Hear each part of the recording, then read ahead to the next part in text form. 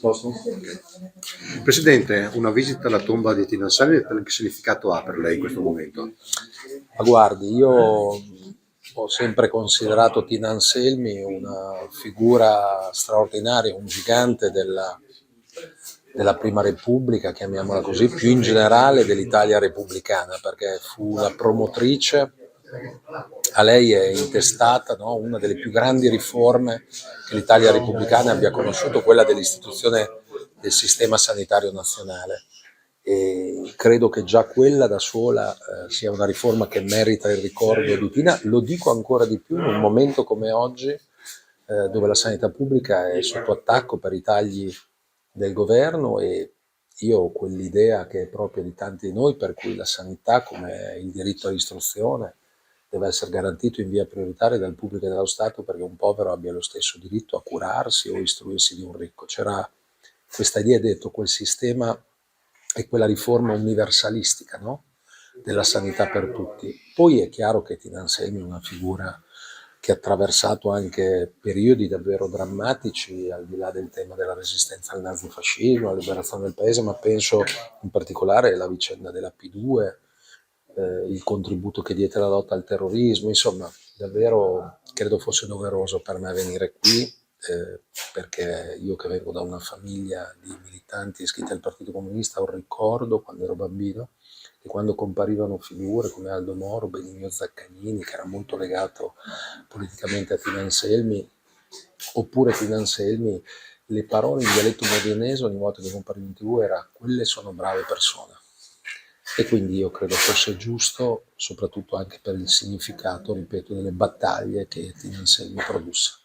Ecco, Tina Anselmi fu anche ministra del lavoro. Su questo tema invece? Beh, dicevo, oggi sono appena stato a Treviso con un centinaio di militanti, di iscritti, e tra poco qui vicino a Padova, poi stasera a Vicenza e poi Verona. Io dico in ogni luogo dove vado che noi dobbiamo fare un grande partito laburista. Noi dobbiamo essere individuati come davvero il partito del lavoro, anzi direi dei lavori, perché il lavoro è molto cambiato.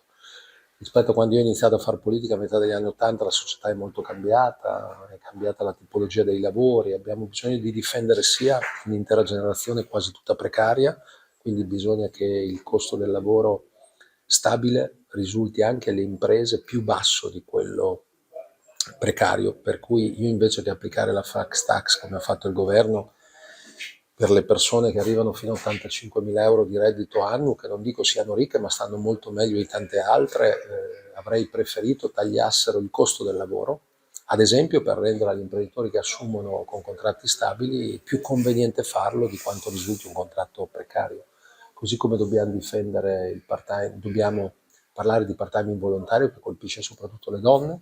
Così come, lo dicevo, io vengo da sinistra, ma la sinistra verso le partite IVA, i liberi professionisti, ha sempre avuto un atteggiamento, non credo come invece meriti, perché ci sono tante partite IVA, ad esempio, giovani, che anche nella mia regione non arrivano a fine mese, e spesso abbiamo dato l'idea di considerarli evasori fiscali o gente che sta molto bene.